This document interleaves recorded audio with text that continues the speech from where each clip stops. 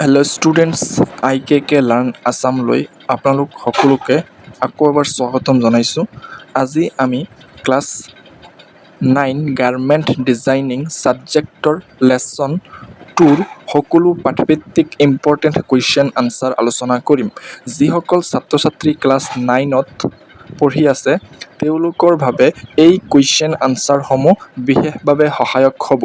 গতিকে ভিডিঅ'টো শেষলৈকে চাই থাকিব আৰু সকলো প্ৰশ্ন উত্তৰ ভালদৰে মনত ৰাখিবলৈ চেষ্টা কৰিব।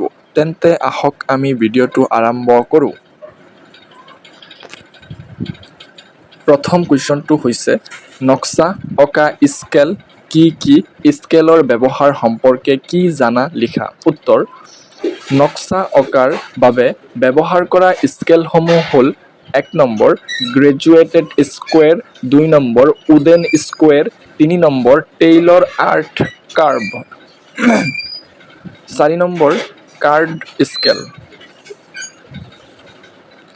স্কেলৰ ব্যৱহাৰ: নক্সা অঁকাৰ সময়ত সঠিক জোখ লোৱা, চিধা আৰু বক্ৰ ৰেখা অঁকা, পেটাৰ্ণ তৈয়াৰ কৰা আৰু পোছাকৰ বিভিন্ন অংশৰ মাপ নিৰ্ধাৰণ কৰাৰ বাবে স্কেল ব্যৱহাৰ কৰা হয়।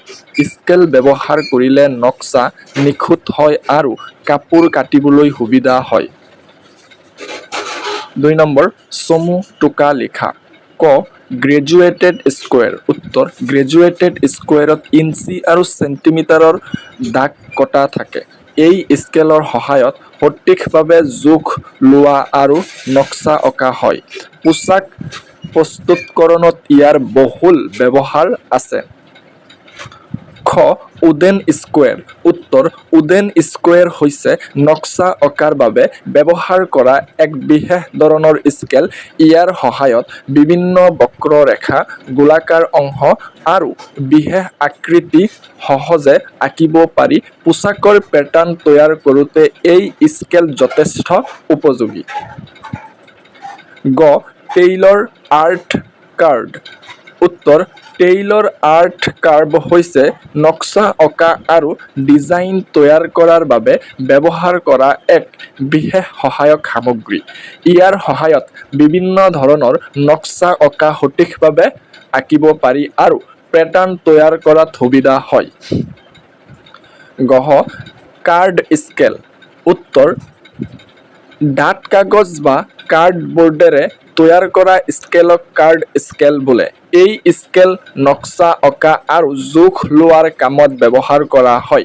ই সহজে বহন কৰিব পাৰি আৰু ব্যৱহাৰ কৰাও সহজ।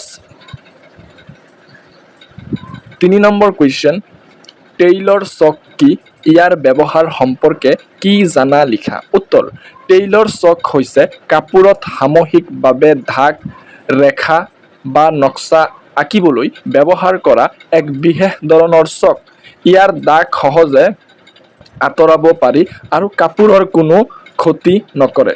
ইয়াৰ ব্যৱহাৰ সম্পৰ্কে তলত উল্লেখ কৰা হ'ল। পইণ্ট নম্বৰ 1 কাপোৰত নক্সা আঁকিবলৈ, 2 নম্বৰ পইণ্ট কাটনিৰ ৰেখা চিহ্নিত কৰিবলৈ, 3 নম্বৰ পইণ্ট চিলাইৰ স্থান নিৰ্ধাৰণ কৰিবলৈ, 4 নম্বৰ জোখ অনুসৰি কাপোৰ কাটিবলৈ, 5 নম্বৰ বিভিন্ন চিহ্ন আৰু নিৰ্দেশনা দিবলৈ। কুৱেশ্যন নম্বৰ 4 নক্সা অঁকা সময়ত স্কেল আৰু চক পেঞ্চিল কেনেকৈ ব্যৱহাৰ কৰিব লাগে। উত্তৰ: নক্সা অঁকা সময়ত প্ৰথমে স্কেলৰ সহায়ত সঠিক জোখ ল'ব লাগে। তাৰ পিছত স্কেলৰ কাষেৰে চিধা বা বক্ৰ ৰেখা আঁকিব লাগে। চক পেঞ্চিল বা টেইলৰ চক ধাৰালো কৰি পাতল আৰু স্পষ্ট দাগ দিব লাগে। সকলো ৰেখা পৰিষ্কাৰ আৰু নিখুঁত হ'ব লাগে যাতে কাপোৰ কাটনি আৰু চিলাইৰ কাম সহজে কৰিব পৰা যায়। 5 নম্বৰ তলৰ উত্তৰ লিখা।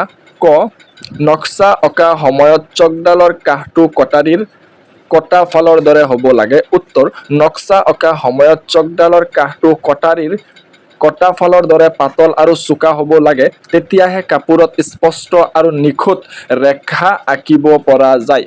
বুটা চক ব্যৱহাৰ কৰিলে ৰেখাবোৰ ডাঠ হয় আৰু নক্সা অশুদ্ধ হোৱাৰ সম্ভাৱনা থাকে। ছাত্ৰ ছাত্ৰীসকল ভিডিঅ'টো ভাল লাগিলে এটা লাইক কৰি দিবা আৰু ভিডিঅ'টো প্ৰথমবাৰৰ বাবে চালে চেনেলটো ছাবস্ক্ৰাইব কৰি দিবা। নেক্সট চেপ্টাৰ লাগিলে মোক কমেণ্ট কৰি জনাবা। থেংকছ ফৰ ৱাচিং ভিডিঅ'।